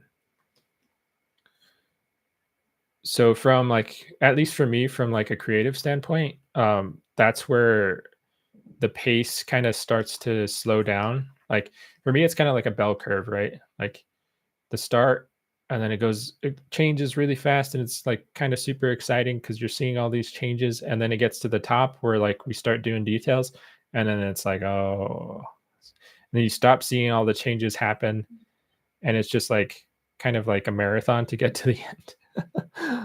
I don't want to be like, it's not like not like a negative thing, but it's just like, in the beginning you're getting that feedback of like you see more changes, therefore it feels like you've done more kind of thing. Um, and then later on, even though you are doing a lot of work and it is like helping out the model a lot, you don't really see that until the end, like the polished stuff. At least that's the way I think about it. There are some people, of course, that really love like detail phase. For me, it's a little bit more um, a practice of like patience and just like trying to follow through, Um, what am I looking for? What brush am I looking for? This one. Especially with like scaled animals, like stuff with a lot of scales. Um, Sculpting the scales themselves can be a bit of an ordeal, especially so when we get to it, you'll see. But dinosaurs are actually much easier to sculpt in terms of scales because they do have variation in their scales, but it's mostly concentrated in like they have larger portions of their body filled with bigger bigger types of scales, like more general types of scales. Um, but for something like a croc, if you look at the way their scales are laid out and their osteoderms, there there's lots of different types. They're very big and they're very unique. So you can't really deal with that with like with a dinosaur, you could probably do a lot of the body with like procedural scales or like a scale texture or something. But these are so like specific. I think a lot of these would have to be hand placed, and there's a lot of them. So um, we'll see how we handle that when we get there. I've handled it a couple of different ways in the past, um, but that's going to be interesting.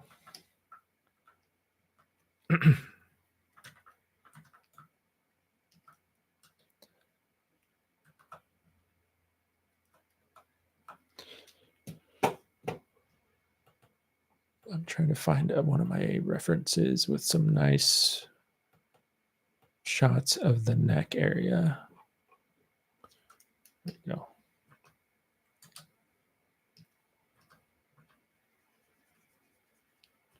I'll put the arms in just to make sure we're accounting for that space.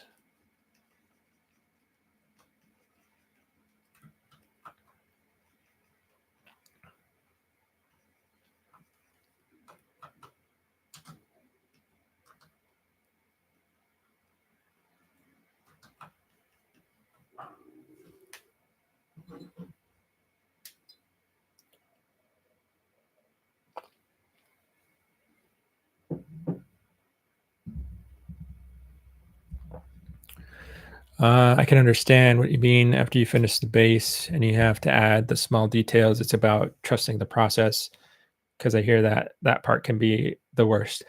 Yeah, it has its ups and downs.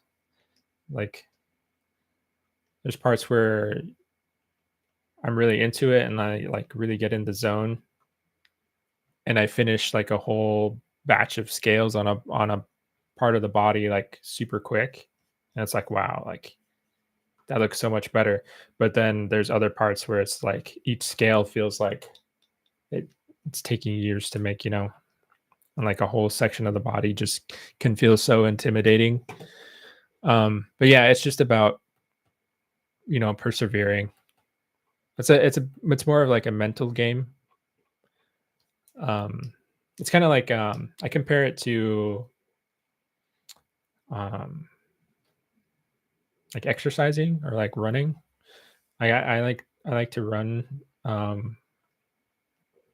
but sometimes it can feel, um, like if you're concentrated too much on the end and how much you have to get, how long it's going to take for you to get to the end, it can feel very overwhelming, and your body can be like, um, feel tired or exhausted, or you can just kind of demotivate yourself a lot easier. Um, I feel like it's a lot of the same way with sculpting or like doing a really elaborate painting or something. Just kind of have to do your best to kind of block that out of your mind.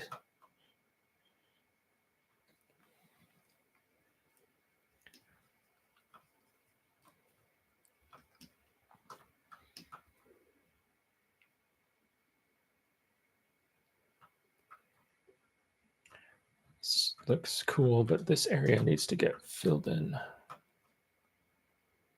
because it's starting to bother me. There's like this big hollow space there, which I don't like. We'll just put this new muscle in. So we need to put it in there anyway.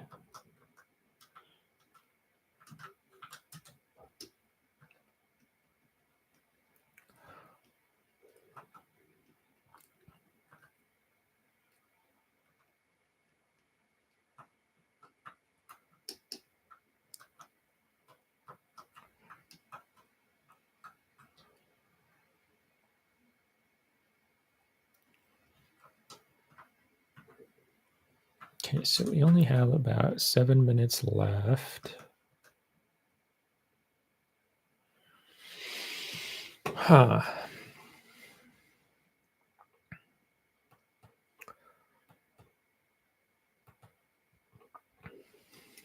Okay.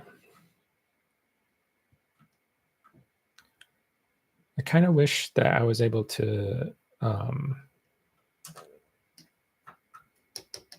get to the point where I could merge these. I think we're pretty close to that phase, but not quite. Like I want to work on some of these forms just a little bit more before I merge everything down into one mesh, and then we start like um working on the whole thing, blending everything together. Um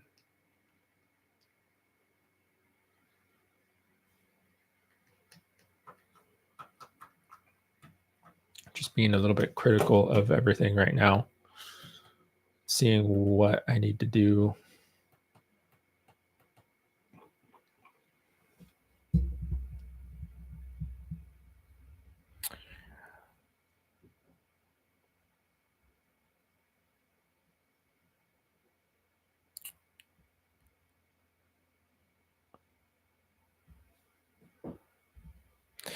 Dasher, do you ever think about your work when you're off, like certain details of a project or how you could approach something differently? Yeah, yeah, a lot. Um, Mostly like process stuff, like what I could be doing to optimize my workflow, or like if I have a big project, and I know it's going to take a while, or like if I know it's going to be complicated, I'll think a lot about like how to break it down, piece it down into different things. It's a lot of planning that I do in my head. Um, Things that I'd like to try, like different techniques that could potentially work. Oh, I could break the model up this way or that way, like kind of gauging one way of doing things versus another way of doing things, the positives, the negatives, um, stuff like that. Sometimes it can be a little bit uh, overwhelming, I guess, because my brain will like I have to tell it to stop sometimes because it'll just continually like break things down and like kind of obsess over stuff. Um, but I do, yeah, do think of this kind of stuff a lot.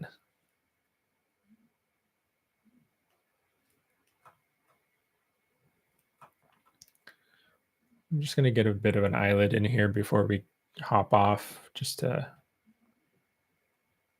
bring the eye to life a little bit. Maybe later on, I'll put like an eye texture on here, or paint a eye like an iris and stuff onto the eye, so that way we can actually get a little bit of a hint of you know character or something going on in the eye. Like the eye carries a lot of life with it, so sometimes if you add um like an iris or like a pupil or something, or even like give it a material that has a little bit of a wet sort of specularity to it, it can liven the sculpt up a lot.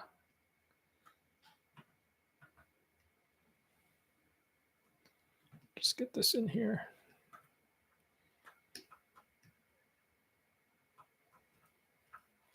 And this divot here needs to get out.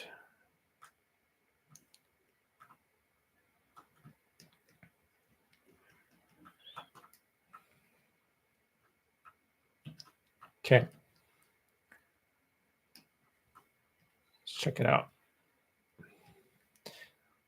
Need to really work on those arms. Maybe next stream we'll work on the arms. The arms and legs, because these little like dinky little things are starting to bug me.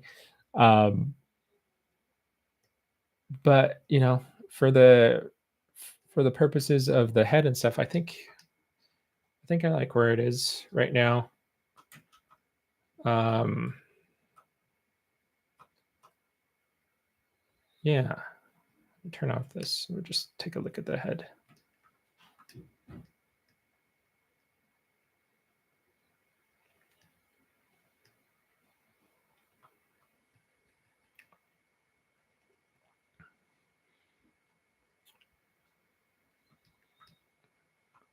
Sorry, yeah, I'm just kind of picking it apart right now. Seeing what still needs to be done. But yeah, we'll pick it up again next time. We'll see what we focus on. Maybe it'll be a little bit more of the refining of the head. It could probably be the arms and stuff, but we'll see how it keeps going. Yeah. So thank you guys for coming in again.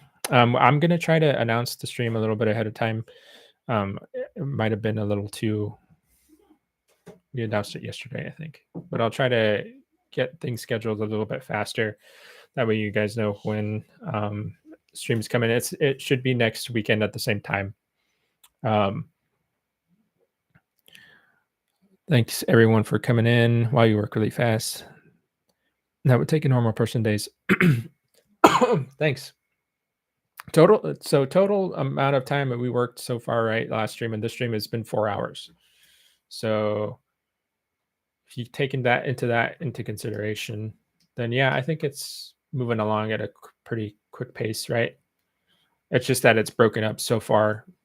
And who knows, maybe the streams could be adjusted in time just to try and get more done within that time frame. But we can have a conversation about that later. But thank you all for coming. Thanks for joining me. Thanks for asking questions. As always, keep an eye on Echoes of Extinction for progress updates and all that stuff. Um, and if you're interested in following my work, I have links in the description for the stream, and then you can follow me here in all these places. Um, so thanks a lot, guys, and we'll see you next week, same time. Okay. Okay. Bye.